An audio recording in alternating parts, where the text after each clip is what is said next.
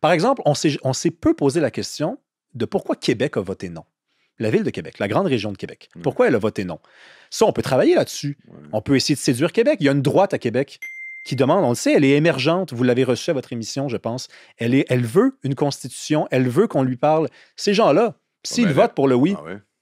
Ça fait 4 mandats que le Parti québécois a eu le pouvoir. Ils n'ont jamais fait une constitution du Québec. Non, mais non, mais attendez. C'est la CAQ qui est en train de rédiger une constitution du Québec avec Simon Jolin Barrette qui sera probablement présentée avant 2026. Donc, moi, je veux bien utiliser l'énergie nationaliste que les autonomistes ont mis en place, la loi 21 et la loi 96. Je rappelle, c'est quoi la loi 96? On a modifié unilatéralement la Constitution canadienne pour inscrire la nation québécoise dans la Constitution canadienne.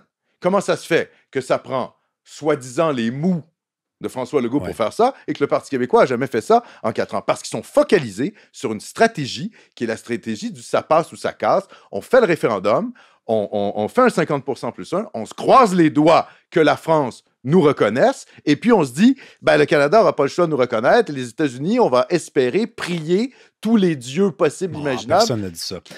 Si, c'est un peu ça la stratégie. Mais j'ai jamais entendu parler de Dieu, puis de prier, puis en fait, honnêtement, c'est correct, tout le monde tout le monde tombe un jour ou l'autre dans la caricature, et moi aussi, j'y suis arrivé, j'y suis parvenu, ça m'arrive à l'occasion, mais là, c'est parce que là, si on veut avoir une discussion sérieuse, on va se dire les vraies affaires. Le PQ sait très bien que la machine est prête à tout, il le sait. Okay? Il n'y a plus de naïfs là, après 2 référendums qui se sont déroulés à peu près de la même façon. Pourquoi ils en tiennent un troisième, alors? Parce qu'ils misent sur une stratégie différente. Ils veulent aller chercher plus de gens. C'est la même stratégie. C'est la même stratégie. Et qu'est-ce que vous faites de la loi sur... OK, parce que là, il y a déjà... Il y a un premier débat qu'on a, c'est la question de gagner le référendum. Oui. Mais ça, pour moi, c'est marginal, en fait. Ce débat-là est marginal. C'est pas pour ça que je suis contre le référendum. Même si c'était votre premier argument. C'est-à-dire, il va être perdant. Donc, c'était votre premier point. Là, on est au deuxième. Oui, exactement. Mon premier point, c'est, selon moi, il va être perdant. Premièrement, parce que le fric du fédéral, il sera là. Les votes ethniques, il y en a encore plus qu'il y en avait en 80. Et d'ailleurs, sur la question... Alors, je reviens là-dessus. L'interprétation de la phrase de Parizeau. On peut l'interpréter comme vous l'interprétez. La naturalisation qui a été accélérée. On peut l'interpréter aussi en disant, les communautés ethniques globalement ont voté de l'ordre du 80-90%. Oui. C'est 2 interprétations possibles. Dans les 2 cas, le fédéral peut très bien nous refaire le même coup.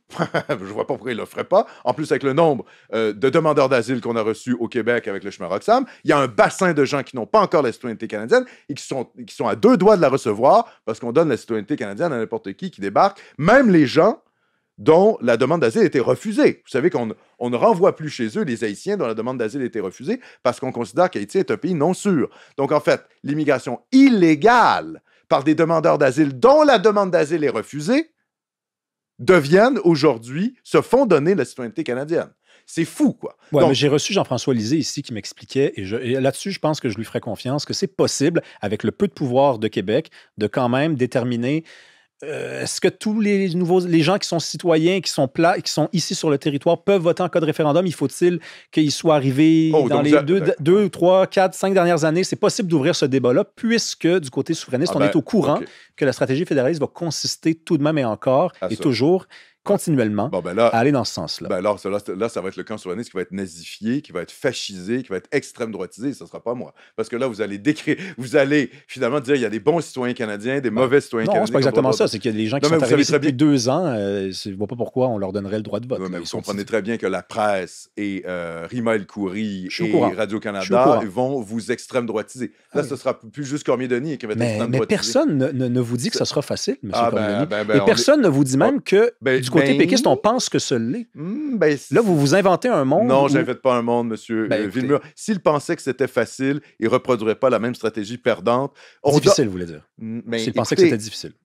Qu'est-ce que j'ai dit? S'il pensait que c'était facile. Oui, pardon. S'il pensait que c'était si difficile que ça, il ne reprendrait pas la même stratégie.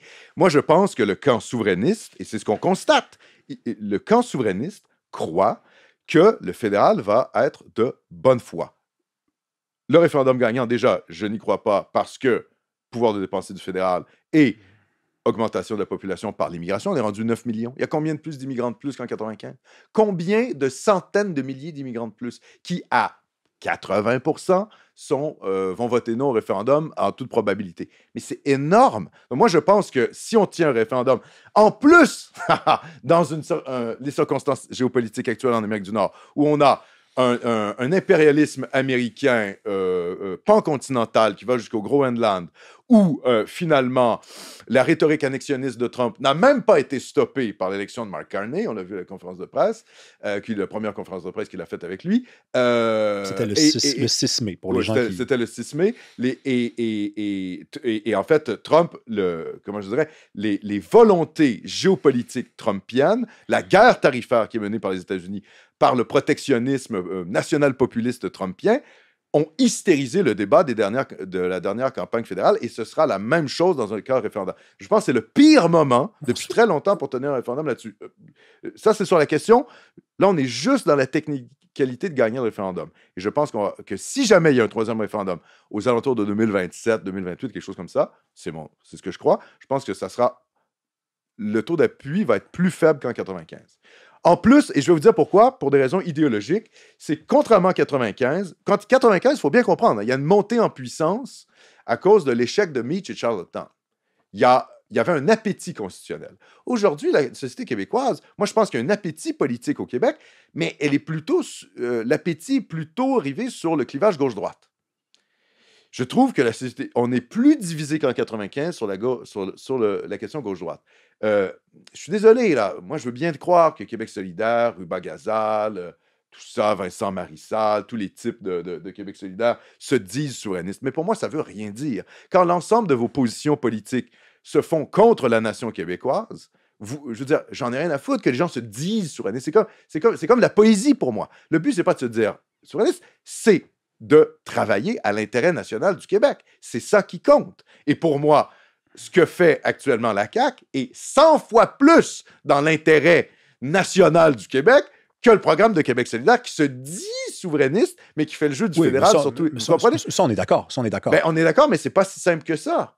Parce que dans le camp du oui... Qu'est-ce que vous voulez dire? Ben, dans le camp du oui à construire dans une logique référendaire, il va bien falloir les inviter, les gars. Il va falloir inviter des gens de la CAQ aussi.